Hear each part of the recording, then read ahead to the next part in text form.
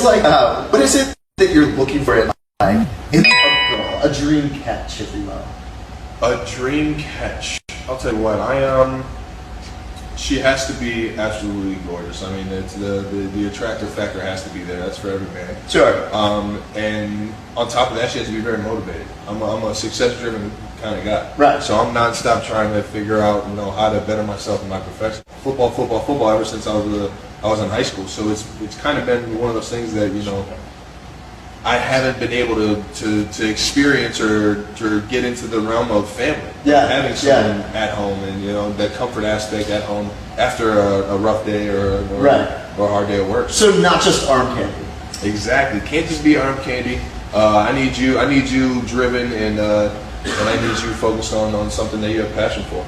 That's awesome. I know they always play us tight. It's always a tough game. I know we lost to them at home, I think, the past 2 years. So that was a big one for us to get that win in the crib for the Kingdom, man. I think the biggest thing was like getting back to those fundamentals, thinking that you have to do too much in times of trying to persevere. That gets uncharacteristic. And you have to be able to just calm down and just play your game, and then the offense, whether you're on offense or defense, the playmakers, when the ball's in the air, you got to make a play on it. And for me, I don't think I did my job in terms of that. I got to be a lot better for the squad and definitely the second half of the plays, finding work downfield for my guys to spring them loose and things like that, just showing more effort, because effort rules in this game, man. If you're flying around with high energy, man, good things are going to happen. So we just got to find that energy and get through the tough part of the game like we did. Well, you guys found the energy in the second half, and it was the second half of the Watsons. You got Justin Watson with the long touchdown, and then Jalen Watson with that pick six late in the game that really ultimately ended up being the deciding factor. 100%. First of all, who is Justin Watson? J-Watt, baby. Penn Second grab, of all, the old Ivy League. Is there anything better than a guy coming in with an opportunity, randomly just popping up and making a huge play? That is all-time juice. It fires everybody up. Yeah. Absolutely everybody. And it happened twice in the second half, like you said. Defense was stepping up, though. It gave us a lot of momentum with a few sacks and a few big-time stops. And kind of got us to be able to regroup as an offense. But, you couldn't said it any better, man. So happy for Justin. And I've been telling everybody about it. Anybody asking me who they should draft in fantasy as a sleeper, I'm like, listen, that guy J-Watt is going to be flying down the field. And sure enough, they went man double against me, kind of left the middle of or everything deep and everything on the outsides singled up, almost like a cover zero look. And, Pat saw it. It was actually a pretty crazy throw because he saw Justin out of like the corner of his eye, and within like a millisecond, that ball was out and right on the frickin' money. But yeah, plays like that, guys stepping up to the plate that haven't had that chance yet or haven't had that opportunity yet. All-time juice moments, man, and it definitely sets the team up, gets them fired up. And you just touched on this, which is something else I wanted to talk to you. Have you noticed a difference in the way teams are defending you guys now that you don't have Tyreek and some of the firepower that you've had in the past? You just talked about. Yeah, I noticed some blitz zero in the first half. I noticed, like you just said, they're doubling you. They're trying to take away you as a primary target, which they've done before. But I don't know. It seems like teams are playing you guys a lot more aggressive than what you've had the past few years. Is that fair to say, or no? Arizona came out and just blitzed the shit out of us. I think there was a stat about Pat getting blitzed a certain amount of times in the game, and it was the most that he's had in his career yet. Obviously, trying to slow the offense down with pressure, knowing that they got good DBs in Los Angeles. I think that defensive coordinators are sticking true to their regime more now that Tyreek's gone. Whereas when Tyreek was there, you had to play some type of shell coverage against him. You had to cloud. He's that guy.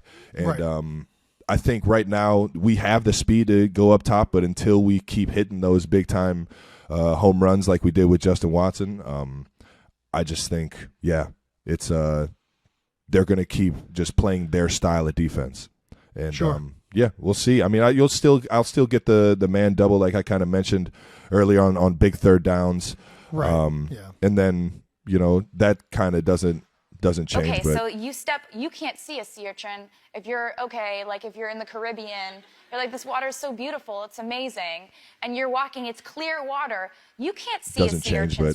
but at the same time, we're pretty consistent with seeing what we're getting on film now. So I know Big Red, although stoic on the sidelines and in press conferences, when juice needs to be made or something needs to be said to get guys going, he has a way of just like either a look or like a very simple, like, hey, we got to get going now, something like that. But it really gives the whole team energy because, when he actually says something, it's like, okay, we better get it together. Big Red's on us right now. Figure it out. Yeah, 100%. So what did Andy say at halftime of the game? It wasn't as much as necessarily wake up, but it was like, hey, the defense is playing their tail off. Let's go ahead and match that energy. Let's go ahead and match that success, and put this entire game together here. And that's where he's the best, man. That's where he's the absolute best. Everybody respects the hell out of him because of just the guy he is, the leader he is. How he's not smoke and mirrors. What you get is Coach Reed every single day, and you can respect that. And in moments like that, we can rally behind that guy, and that's something that I've been so fortunate to have out here in Kansas City is the ultimate leader at the top to be able to get the guys going and get everybody refocused. When he gives that look, you better tie them laces up a little tighter, buckle that chin strap up a little bit more because we got to get this shit going. Yeah, it's one of the things that I always loved about Andy was, there's something about like stoicism and about a coach or a man being unwavering in his like where he's at. You know what I mean? Like at no time is he giving you some, like some falsehood, right? Or he's not trying to say something just because something needs to be said. You know what I mean? If he's saying something, it's for a reason and it has a purpose. And when he gives you that look, he's looking at you for a specific reason. So it hits that much harder. It's not, it's not like some like TV movie from Remember the Titans where you're like trying to make like a moment. Dramatic speech. Yeah, no, it's 100% Any given authenticity. Sunday, Al Pacino or wherever Al Pacino is. That's his name, right? Well, yeah, not Remember the Titans. Yeah, Any Given Sunday. Yeah, you got it. Yeah. Nice, right on. But yeah. Well, let me ask you this: does Sirianni got that? Does he have that kind of everybody demeanor? It's different. Everybody leads in their own way. Chip Kelly was different. Doug Peterson was different, and Nick Sirianni is different. I do think that Nick is very authentic in who he is, and I think that players see through bullshit. You know what I mean? 100%. They see through. Whether it's from coaches, whether it's from players, leaders Front on the office. team. Yeah. I mean, you can tell whether somebody's being real with you or not, usually. And I think Nick he is authentically himself.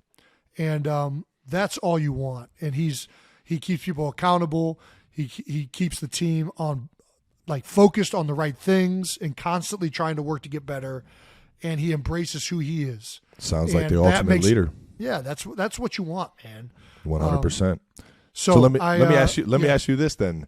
Do you think that a coach that just has that demeanor, that fuck you demeanor, I think a guy like Dan Campbell has that I will fight you right now? I think Dan Campbell and everything I see on Hard Knocks and what appears to be is that he is an unbelievable motivator and that he's great at getting guys going and great at getting guys juiced up. And that is an important part about being a head coach. Mm-hmm.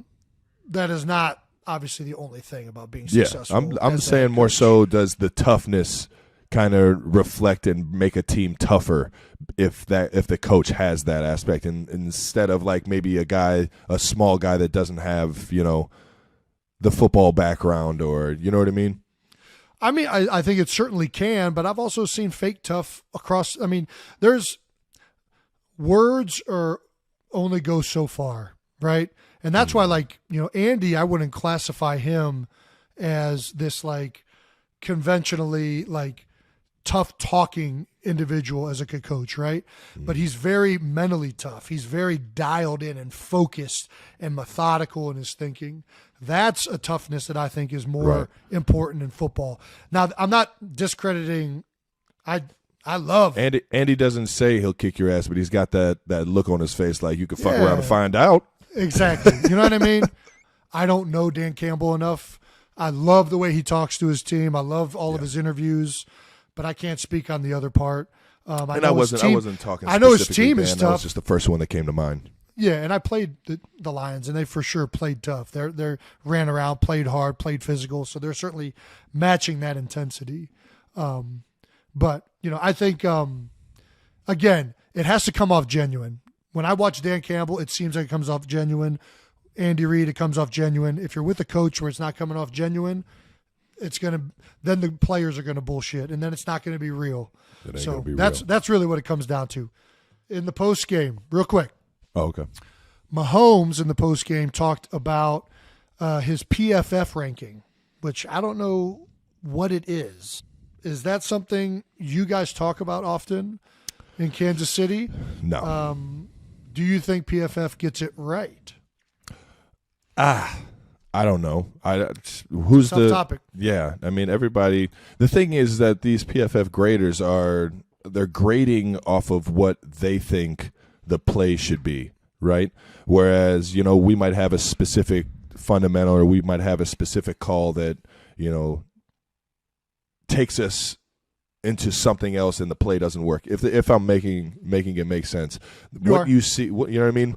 The graders don't necessarily know the objective of the play or the fundamentals that we're being taught. They're kind of just looking at it as a general play, and that's where I think it's not really a actual graded performance like you would get in the facility, because they just don't know what we're scheming, and that's where I think it's kind of smoke and mirrors. But other than that, a guy has a great game. I mean, obviously he's going to have a higher grade, and that's. I think that's always going to stand true. But I also think that there's agents out here paying guys to get higher grades than others. I won't name any names. I have wondered that for years. I try to believe. It's no doubt. You think that's a fact? No doubt in my mind. Yes, no doubt in my mind. I don't think so. I choose to believe that PFF is more credible than that. But more credible? Yeah, I think that if that was true, that would completely ruin their website. So I don't think that happens. You don't think there's agents out here paying these scouts to give higher grades so their players could make more money when it comes down to the bargaining? Gosh. You don't think there's agents out here trying to slither their way into a few extra? I don't think so. No, I don't. I think that there's agents trying. I think PFF. It's happening, Jason. I just think it would be so. Well, either way, this is what I do think. I think PFF does a good job with the information they have, right? Which is just the film. Okay. They can only grade on production that they see on the film. They don't know nuances of coaching or what guys are being taught. They don't know the nuances of all the individual rules or what was called on the field. But I think they do a decent job at judging wins and losses and things that are pretty transparent on the field. So I think what ends up happening, because they don't have all of the information, I think where PFF usually gets it right the most is on the extremes. I think it's easy to tell whether you know what's called or not if a guy's kicking ass or getting his ass kicked. That's a good point. I think that's a pretty fair way to say it. There's a lot of in between where it's a little bit ambiguous. Is that a loss? Is what was being called? I think in the middle ground, I don't know that the PFF grades mean as much, but I do think they do a pretty decent job at telling who's getting their job done the best or who isn't getting their job done. That's fair enough. And the other thing I think with PFF is the one thing that I always put a caveat with their grading system is I don't know that it might. Truthfully, I don't know a lot about how PFF grades things.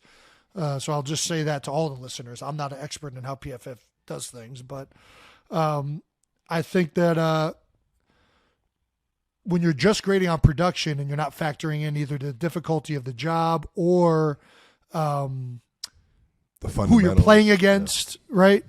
So like, if one tackle goes out and he shuts down, a defensive end that, isn't really doing much, right? He might get, he has zero pressures, but all of a sudden, Lane Johnson's playing Khalil Mack and he gives up one pressure. To me, like, I think Lane Johnson played better because he played a harder guy. I'm giving love to my guy Lane Johnson right now. Shout out to Lane. These are things that I think, I think certain offenses, guys just have harder jobs. There's drop back offenses where you're pass blocking and you're asked to do things that are a lot harder.